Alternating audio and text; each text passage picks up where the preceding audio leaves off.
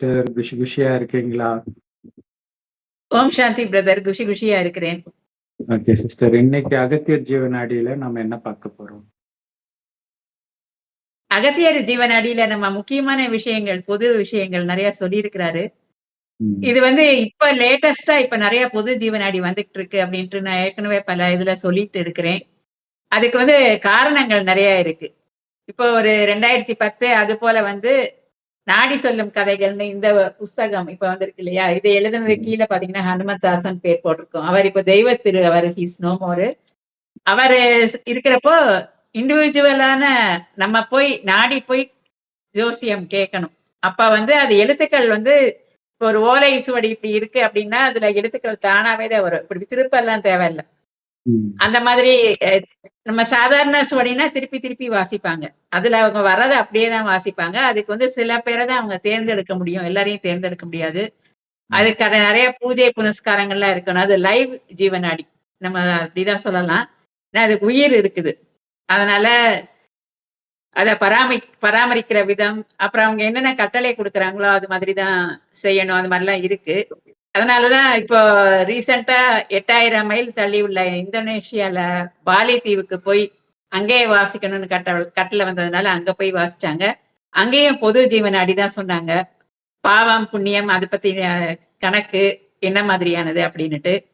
இதுல மனுஷனுக்கு இன்னும் நிறைய கஷ்டங்கள் வரப்போகுது அப்படின்றதுனால கடவுளே இவங்கள இப்போ நீ போய் ஹெல்ப் பண்ணு, அவங்களுக்கு நல்லதெல்லாம் எடுத்து சொல்லு, அவங்கள கஷ்டத்த குறை அப்படின்னு சொல்றதுனால, அவங்க நம்மள இப்ப நாடி வர்றாங்க. அதுதான் 2க்கும் உள்ள வித்தியாசம். அவங்க நம்மள நாடி நமக்கு நல்லது சொல்றாங்க. அப்ப எப்படி ஒரு குருன்றப்போ ஒரு சிஷ்யன் நிறைய தவறு செய்யறப்போ, அவர் தட்டி கேட்பாரு, திருத்த தானே முயற்சிப்பாரு. அப்ப கொஞ்சம் ஸ்ட்ரிக்ட்டா தான் பேசுவாங்களே. ஏன்னா அவங்க நேச்சரே அப்படிதான். நீ இந்த மாதிரிலாம் பண்ணக்கூடாது அப்படின்னுட்டு. இந்த ஜீவனாடியும் அந்த மாரி தான் இருக்கும். இப்ப இது எப்ப வாசிக்கப்பட்டது அப்படின்னு பார்த்தீங்கன்னா, இந்த ஆண்டு ஜனவரி மாசம் 26/1 2026ஆம் நாள் திருவண்ணாமலையில ஆண்டாள் சிங்காரவேலு திருமண மண்டபத்துல கூட்டு பிரார்த்தனை. பொதுமக்கள் எல்லாருமே கூட்டு பிரார்த்தனை பண்ணி உலக நலனுக்காக பண்ணிட்டு இருக்கிறாங்க. அதுல ஜீவனாடி வாசகர் அவர் பேரு ஜானகிராமன், உயர் திரு ஜானகிராமன் அவர் வாசிச்சாரு. காலையில போகர், அதாவது பழனி நவபாஷானம் சிலை செஞ்சார் இல்லையா?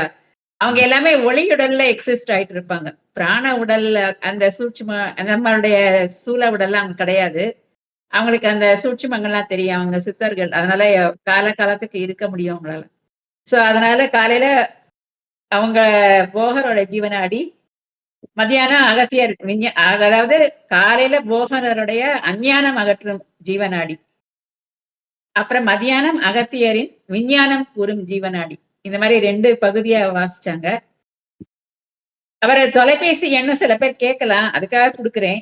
8610738411. அவர நிறைய நாள் வெளிநாடுகள் போயிட்டு இருப்பாரு. அதனால தொலைபேசி கிடைக்காது. என்னால யாருக்காவது தேவை இருந்தா நீங்க அவர தொடர்பு கொள்ளலாம். இப்ப காலையில முதல்ல போகருக்கு முருகர் பிடிக்கும்னால அவரு என்ன வாசிக்க சொன்னார்னா, முருகர் பக்தி பாடல் பாடுங்க அப்படின்னாரு. கூட்டு பிரார்த்தனை தானே. பாடின பிறகு அவர் பேச ஆரம்பிக்கிறாரு. என்ன பேச ஆரம்பிக்கிறாருன்றத அப்படியே வாசிச்சிருவோம். இறைவன் தீப்பிழம்பு சொரூபம் ஆவார். தற்சமயம் மக்களிடம் இறை நம்பிக்கை குறைந்து கொண்டே வருகிறது. காரணம் தாங்கள் கேட்டது ஏதும் கிடைக்கவில்லை என்பதால்தான். அப்படி அவர்கள் கடவுளிடம் என்னதான் கேட்கிறார்கள்? தங்களுக்கு அதிகம் பணம் வேண்டும், தொழில் விருத்தியாக வேண்டும், கடன் சுமை தீர வேண்டும், திருமணம் நடக்க வேண்டும், குழந்தை பாக்கியம் கிட்ட வேண்டும் என பல சொந்த காரணங்களை முன்வைத்துதான் வேண்டுதல் வைக்கிறான். அவை எதையும் இறைவன் அருளுவது கிடையாது. ஏனென்றால் அவன் அகக்கண்கள் குருடானவை. புறத்தில் இருக்கும் கண்ணினால் பயன் ஒன்றும் இல்லை. இவ்வாறு கேட்டதெல்லாம் கொடுத்தால் அந்த அஞ்ஞானி தானும் அழிந்து பிறரையும் அழித்து விடுவான். ஆகவே அவன் வேண்டும் எதையும் குருட்டு கண்கள் கொண்ட அவனுக்கு இறைவன் அருளுவதில்லை. இறைவனது அருள் பார்வையில் மக்களுக்கு நல்ல நீதி நெறிகளை எடுத்துரைத்து ஞான பாதைக்கு அழைத்துச் சென்ற இயேசுநாதர், நபிகள் நாயகம், புத்தர் பெருமான் அனைவரும் முருகன், பிள்ளையார், ஐயப்பனுக்கு சமமான பிள்ளைகளே. இப்பதான் அவங்க முக்கியமான பொது விஷயத்துக்கு வர்றாங்க. என்ன சொல்ல விரும்புறாங்க? இது தெரியாமல் மூடனான மனிதன் சாதி மத பாகுபாடு பார்த்து அடித்துக் கொண்டு சாகப் போகிறான். இத அவங்க தடுக்கணும் முடிஞ்ச அளவு அப்படின்னு விரும்புறாங்க. அதனாலதான் இதையெல்லாம் சொல்றாங்க. ஆன்மீக நாட்டங்கள் குறையப் போகின்றன. மாந்திரீகம் உலகில் தலைவிரித்தாடப் போகிறது. வருங்காலத்தில் மாந்திரீகம் பெருக்கெடுத்து ஓட இருக்கிறது. அதற்கு மனிதன் மூட நம்பிக்கைகளே காரணம். மாந்திரீகன் ஏமாற்று வித்தைகள் பல செய்து அனைவர் மனதையும் கெடுத்து விடுவான். ஏனென்றால் இறைவனை பற்றி மனிதன் ஏதும் அறியாதவனாக இருக்கிறான். ஆகவே இறைவனே இல்லை என்று மனிதன் அப்போது கூறுவான். இறை நம்பிக்கை இழந்தவன் மனதில் பேய்கள் குடிகொள்ளும். மனதில் மிக அதிகமான தூய்மையற்ற அழுக்குகள் இருக்கும் பட்சத்தில் இறைவனே பக்கத்தில் வந்து நின்றாலும் யார் இவர் என்று உணராமல் கேட்கும் நிலையே ஏற்படும். இறைவனை யாரால் உணர முடியும்? மனம் சுத்தமாக உள்ள ஒருவரினால் மட்டும்தான். மனம் தூய்மையாக இருக்க வேண்டும். எதையும் இறைவனிடம் எதிர்பார்க்க கூடாது. இந்த வாக்கு படிக்கும் வேளையில் மாந்திரிகத்தை அடியோடு நீக்கும் வல்லமை பெற்ற ஞானி ஒருவர் மேடையில் அமர்ந்திருந்தார். ஆனால் அவர் யார் என்பது அடியவர்களுக்கு தெரியாது. நாங்களும் தெரியப்படுத்த மாட்டோம். மாந்திரீகங்களை அகற்ற என்றே சில திருத்தலங்கள் இருக்கின்றன. ஆனால் அவையும் அழிந்து போய் கொண்டிருக்கின்றன அப்படின்ட்டு மகான் போகர் சொல்றாரு. அடுத்து மகான் சொல்றதுதான் ரொம்ப அதிர வைக்கிறதா இருக்குது. என்ன சொல்றாருன்னா, அடுத்த கட்டத்தில் மனிதனுக்கு காசுகளே இருக்காது. இப்போதே வந்து விட்டது திருட்டுத்தனம். சாமியாரை போல் நடித்து பலரும் பணம் சம்பாதிப்பதை குறியாக ஏமாற்றி பணம் சம்பாதிப்பார்கள். மக்களே, இறை நம்பிக்கை இல்லாவிட்டால் கூட பரவாயில்லை. மனசாட்சியுடன் இருங்கள். இல்லாவிட்டால் இம்மாதிரி துன்மார்க்கர்களை நம்பி அவனும் சீரழிய நீங்களும் பேரழிவுக்கு உள்ளாக இருக்கிறீர்கள் என்று எச்சரிக்கிறார். இறைவனின் குழந்தைகளான இயேசு, புத்தர், நபிகள் இந்த பூமியை காக்கவென்று வந்தவர்கள். ஆனால் இவர்கள் காலத்தில் பொய்யர்கள் என்று கூறி அவர்களையே வணங்குவதாக சொன்னவர்கள் கொன்றுவிட்டார்கள். இது பொய்யான பக்தியின் விளைவு. எல்லா மதங்களும் ஒன்றே. புத்தர், இயேசு, நபிகள் இறைவனின் பிள்ளைகள். நியாயம் மனதில் இருக்க வேண்டும். இப்போது சிவபுராண கூட்டு பிரார்த்தனையில் அன்பு சித்தர் இயேசு கூறியவை உள்ள விவிலியம் பைபிள் படிக்குமாறு மகான் போகர் உத்தரவிட்டார். அதன்படி திரு விவிலியம் பைபிளில் சங்கீதம் 1:3 வாசகங்கள் படிக்கப்பட்டன. இப்ப நம்ம என்ன சொல்லிட்டு வரோமோ அதுக்கு அலைடான வாசகங்கள். அதுல இயேசுநாதர் என்ன கூறியிருக்காரு அப்படின்னா, துன்மார்க்கருடைய ஆலோசனையில் நடவாமலும் பாவிகளுடைய வழியில் நில்லாமலும் பரிகாசக்காரர் உட்காரும் இடத்தில் உட்காராமலும் கர்த்தருடைய வேதத்தில் பிரியமாயிருந்து இரவும் பகலும் அவருடைய வேதத்தில் தியானமாய் இருக்கிற மனுஷன் பாக்கியவான் அப்படின்னு சொல்லியிருக்காரு. இப்ப கர்த்தர்னு தான் சொல்லியிருக்காரு. அவரை கடவுள்னு அவர் சொல்லல. அவர் கர்த்தர்ன்றது அல்ல, பரமபிதா, சதாசிவம் நம்ம சொல்றோம். எல்லாருமே ஒரே கடவுள் தான். அதனாலதான் இவங்க முக்கியமா இந்த மதங்களுக்கு எல்லாம் ஒற்றுமை உணர்வை ஊட்டணுன்றதுக்காக இந்த மாதிரி சொல்றாங்க. ஆக ஏக இறைவன் தான். அதனால எல்லாருமே சகோதர சகோதரிகள் தான். இதுல வேற்றுமையே கிடையாது. இப்ப ஒரு இஸ்ரேலே எடுத்துக்கிட்டாலும் அதுல எல்லா ஈவெண்ட்ஸுமே இருக்கும். இயேசு பிறந்த இடம், நிறைய இடங்கள் அலையிடா இருக்கும். அது யூதர்களுக்கும் சொந்தமா இருக்கும், கிறிஸ்தவர்களுக்கும் சொந்தமா இருக்கும், முஸ்லிம்களுக்கும் சொந்தமா இருக்கும். இதனால என்ன, ஒண்ணு இது என்னோடதுதான் அப்படின்னு என்ன சொல்லணும்? எல்லாருமே கும்பிடலாமே. நம்ம கூட போய் கும்பிடலாம். அது புனிதமான இடம். சோ அதனால அதுல பிரிவினைகள்லாம் எதுவும் தேவை கிடையாது.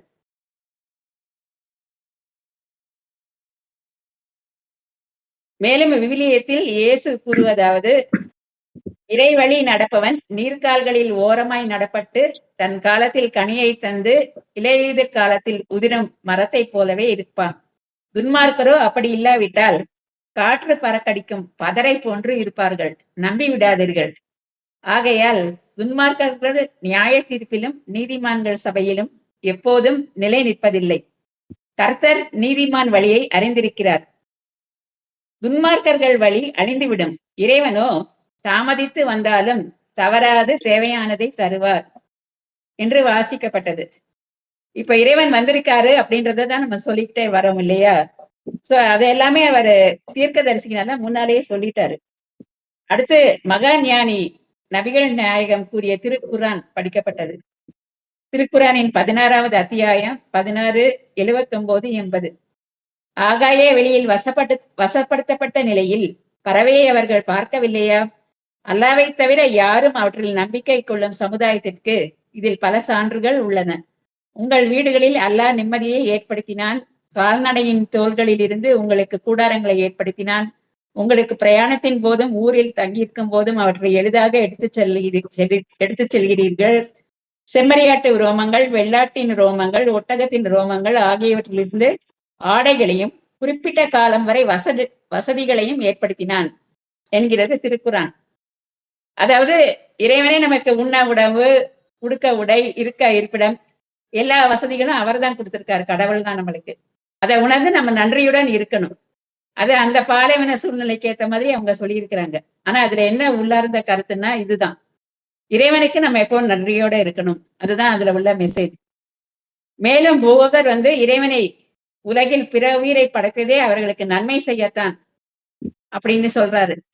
இப்ப ஒரு மனுஷன் பிறந்திருக்கானா, நம்ம உடுத்துற உடையில இருந்து இப்ப போட்டிருக்க கண்ணாடி எல்லாமே வேற யாரோ செஞ்சதுதான் நம்ம போட்டு உபயோகப்படுத்துறோம். அப்ப எவ்வளவோ மனுஷங்க நம்மளுக்கு டெய்லி இவ்வளவு உபயோகத்துக்கு எல்லா பொருள்கள், அப்புறம் நம்மளுடைய எல்லா யூஸ் பண்ற பொருள் எல்லாமே வேறவங்க செஞ்சதுதான் நம்ம பயன்படுத்திக்கிட்டே இருக்கோம். சோ அப்படி செய்யறப்ப நம்ம மனுஷங்களுக்கு நம்ம திரும்ப என்ன செய்யறோம் அப்படின்றத யோசிக்கணும். அதோட விலங்குகள், அவங்களுக்கு என்ன செய்யறோம்? விலங்குகளும் மனிதர்களும் உன்ன தாவரங்களை உருவாக்கினார் அப்படின்ட்டு பைபிள் முதல் ஏற்பாட்டுல வருது. ஆனா அந்த உயிர்கள் எல்லாம் நீங்க என்ன செய்வீங்க அப்படின்ட்டு போகர் கேட்கிறார். அதாவது இந்த உயிர்கள் எல்லாம் வதச்சு உண்டுட்டு இருக்கோம் அப்படின்றதுனால. அப்புறம் இன்னொரு அதிரடியான ஒண்ணு சொல்லியிருக்காரு. எனக்கு கொரோனா மாதிரி மகான் அகத்தியர் ஏற்கனவே சொன்னது என்னன்னா, நுண்ணுயிரிகள், அதாவது பாக்டீரியா மூக்கில் நுழைந்து மூளை செல்லெல்லாம் அழிச்சு கொல்லும் உயிர்கொல்லி அபாயம் அடுத்து வர இருக்கிற ஆண்டுகள்ல வர இருக்கு. ஏன்னா இதெல்லாம் மனுஷனை வரவழைச்சுக்கிட்ட வினைகள் தான். அவன் செய்யறதுக்கு அவனுக்கு கர்மா திரும்ப வருது. ஆக எச்சரித்திருக்காரு, இதெல்லாம் வரப்போகுது. ஆக இனி கலியுகத்தில் நோய்கள் தன்னை பலப்படுத்திக் கொள்ளும், பேரழிவுகள் வரும் என்று எச்சரிக்கிறார் மகான் போகர். முதலில் நோய் வரும், அடுத்து பணம் போகும், மனிதன் பைத்தியமாகி விடுவான். இறைவன் நினைத்தால் யாருக்கும் வேலை கிடைக்காமல் செய்ய இயலும். இப்பவே எவ்வளவோ பேருக்கு ஏஐல வேலை போய்கிட்டே இருக்கு கொத்து கொத்தா. சோ இறைவனை நம்புபவனே தர்மத்தை கடைபிடிப்பது இல்லை. அந்த தர்மம் என்னன்றது சொல்லிட்டு இருக்காங்க, அதை கடைபிடிக்கிறதே கிடையாது. அவன் எத்தனை மந்திரங்கள், எத்தனை புனித நதிகளில் நீராடினாலும் அனைத்தும் வீணே என்கிறார் மகான் போகர். அந்த தர்மங்களை கடைபிடிக்காம நீ இதெல்லாம் பண்ணிட்டு இருந்த ஒண்ணுமே பிரயோஜனம் கிடையாது. அடுத்து மத்தியானம் மகான் அகத்தியர் ஜீவனாடியில வர்றாரு. ஒளிப்பிளமான இறைவனை போற்றி வள்ளலாரின் அருப்பெரும் ஜோதியை பாடுங்க அப்படின்னு சொல்றாரு. அடுத்து தைப்பூசம் வர இருந்தது. அந்த 1வது மாசத்துல 2வது, அதாவது பிப்ரவரி 2 நினைக்கிறேன், தைப்பூசம் வந்தது. அப்ப முருகருக்கு தீபங்களை ஏற்றி வழிபடுங்க அப்படின்னு சொன்னாரு. அடுத்து பால் குடம் எடுப்பது எதனால் அப்படின்ற விஞ்ஞான காரணம். பசும்பாலில் உள்ள நுண்ணுயிரிகள், அதாவது முருகப்பெருமானின் கிரகமான நெருப்பு கிரகம் செவ்வாய் உச்சத்தில் இருப்பதால் அவரது வேல் அல்லது விக்கிரகத்திற்கு ஊற்றும் போது பிரபஞ்சத்தில் உள்ள சக்திகளை ஈர்த்தெடுத்து வேண்டுதல் வைப்பவர்களுக்கு கேட்பவை நடத்தி தரும் என்று கூறினார். இப்ப முக்கியமான விஷயங்கள் சொல்ல போறாரு. மேலும் இந்த பூமியானது எதை செய்கிறீர்களோ அதையே பன்மடங்காக திருப்பி தரும். நம்ம இதுலயே சொல்லுவோம், Newton's law, to every action there is equal and opposite reaction அப்படின்னு சொல்றோம். இது நம்ம செய்யறது பன்மடங்கா அது திருப்பி தரும். நல்லது செஞ்சா நல்லது திருப்பி தரும், கெட்டது செஞ்சா அதுதான். பூமி என்பது பெரிய காந்தம். இந்த உலக விளையாட்டில் மனிதன் விளையாடுகிறான். மட்டைப்பந்து, அதாவது கிரிக்கெட் விளையாட்டில் 4 ரன்கள் 6 ரன்கள் என்று விளையாடுபவன் தான் ரன் அடிக்கணும். யாரு விளையாடுறான்? மனுஷன்தான். அவன் தவறு செய்தால் அவுட் கொடுக்கும் அம்பையரே இறைவன். அந்த விளையாட்டுல அவன் தவறு செஞ்சா அவனுக்கு அவுட் கொடுக்கிறது இறைவன் தான். பூமி தன்னில் 100 மடங்கு அதிகமான வேகத்தில் சுழல்கிறது என்றால் நீங்கள் நிச்சயம் 5% இறைவனை தேட வேண்டும். பூமி இப்ப இவ்வளவு வேகமா சுத்திக்கிட்டு இருக்கிறதுன்னு நமக்கு தெரியாது. நம்மளும் அதை நம்மள தூக்கிட்டு சுத்திக்கிட்டு இருக்கு. அதே சமயம் சூரியனே சுத்தி வருது. நமக்கு எதுவுமே உணர முடியறது கிடையாது. அவ்வளவு வேகமா அது சுத்துது. அதுல 100 மடங்குன்னா நீங்க ஒரு 5 மடங்காவது கடவுளை பத்தி நீங்க தேடல் இருக்கா உங்களுக்கு? அந்த வேகம் இருக்கா அப்படின்னு கேக்குறாரு. 10 மடங்கு நீங்க தேடினீங்களா ஞானம் கிடைக்கும். ஞானம் வேற, பக்தி வேற. ஞானம் வேணும்னா 10 மடங்காவது இறைவனை தேடணும். 20 மடங்கு என்றால் அதன் மேலும். ஆனால் குழந்தைகளே, உங்கள் வேகம் 1% தான் இருக்கு. அது எப்படி பத்தும்? அதை கூட்ட நான் உதவுகிறேன் என்றார் மகான் அகத்தியர். மனுஷன் என்ற பெயர்லேயே மனு பிளஸ் ஈசன் குடிக்கொள்ள வேண்டும். அதாவது மனுஷன் என்றால் தன் வேலையை மட்டுமே ஒரு மனிதன் செய்ய வேண்டும். ஈசன், மனு பிளஸ் ஈசன்னா அவன் மனதுல ஈசன் இருக்க வேண்டும். தன் வேலையை மட்டுமே ஒரு மனிதன் செய்ய வேண்டும். மற்றவனை குறை கூறினால் அது உன்னிடம் சேர்ந்து நீயும் மேலும் கீழ்நிலை அடைவாய். உன்னோட வேலையை மட்டும் பாரு. அடுத்தவனை குறை சொல்லி நீயும் அவனோட சேர்ந்து கீழ்நிலை அடையாத. அடுத்தவன் திருடுவது பார்த்து, பொய் கூறுவது பார்த்து அதையே செய்யும் மனிதன் இறைவனை எப்படி பார்க்க முடியும்? இதெல்லாம் இப்ப பண்ணிட்டு இருக்கிறதுனால அவர் சொல்றாரு. இறைவனின் கட்டளைப்படியே நாங்கள் இங்கு மக்களுக்கு உதவி செய்ய வந்துள்ளோம். மனமானது பக்குவப்பட வேண்டும். அதுக்காக தான் சொல்றோம் அப்படின்றாங்க. பாவம் என்ன, புண்ணியம் என்ன, அது தெரியாம உலகம் தலைகீழா போயிட்டு இருக்குது. ராமலிங்கம் ஒன்றும் இல்லாமல் சென்றான். அவன் பாவப்பட்டவனா என்கிறார் மகான் அகத்தியர். ராமலிங்கம் வள்ளலாரதான் அவர் சொல்றாரு. அவர் சொல்லுவார் இல்லையா, கடைசியில அவரையே ஜெயில எல்லாம் போய் அவரை விசாரிக்கிற மாதிரி கோர்ட்லாம் இழுத்து ரொம்ப அவரை இது பண்ணிடுவாங்க. யாருமே அவரை பார்க்க மாட்டாங்க. அப்ப அவர் சொல்லுவாரு, கடை விரித்தேன் கொள்வார் இல்லை. அவர் எல்லாருக்கும் ஞானம் அருளணும்னு தான் நினைச்சாரு. ஆனா அவருடைய லெவல் அவர் கீழே ஃபாலோயர்ஸா யாராவது அடைஞ்சாங்களா? இல்ல, யாருமே அடையல. சோ அதனால கடை விரிச்சு இதெல்லாம் எல்லாருக்கும் சொல்லணும் அப்படின்ட்டு. இப்ப நீங்க எல்லா கோயில்கள்லயும் போனீங்கன்னா திருவருட்பா பாடியிருப்பாங்க. தேவாரம் திருவாசகம், தேவார பாடல்கள் பாடின தலங்கள் எல்லாம் திருவருட்பா இருக்கும். ஆனா அதுல இருட்டடிப்பு பண்ணிட்டாங்க. ஏன்னா அது வந்து உருவ வழிபாடு இல்லை அப்படின்ட்டு. அதனாலதான் அந்த காலத்துல ரொம்ப பிரச்சனையே வந்தது. உருவ வழிபாடு இல்ல, ஜோதி சொல்றாரு அப்படின்ட்டு. இறைவன் வந்து ஒளி பிளம்புதான். சின்ன ஒளி புள்ளி, நம்மளும் ஒளி புள்ளி, எல்லாமே ஒளிதான். அத அவரு எப்படி சொல்றது, எல்லா பாமர மக்களுக்கும் புரியணுன்ற விதத்துல அவர் சொல்லியிருந்தாரு. அத யாருமே கேட்கல அப்படின்ற மனசு வருத்தத்துலதான் அவரு ஒரு கதவை அடைச்சு திருத்தாளிட்டுக்குவாரு. அதுக்கு பிறகு 50 வருஷத்துக்கு யாரும் இதை திறக்க கூடாது அப்படின்னு உத்தரவும் போட்டிருந்தாரு. அந்த காலத்துல யாரும் இதை திறக்க கூடாது. ஏன்னா அதெல்லாம் வந்து அவங்க பெரியவங்க கொடுக்கிற தண்டனை. மனசு வருந்தி சொல்ற வார்த்தைகள் அதெல்லாம்.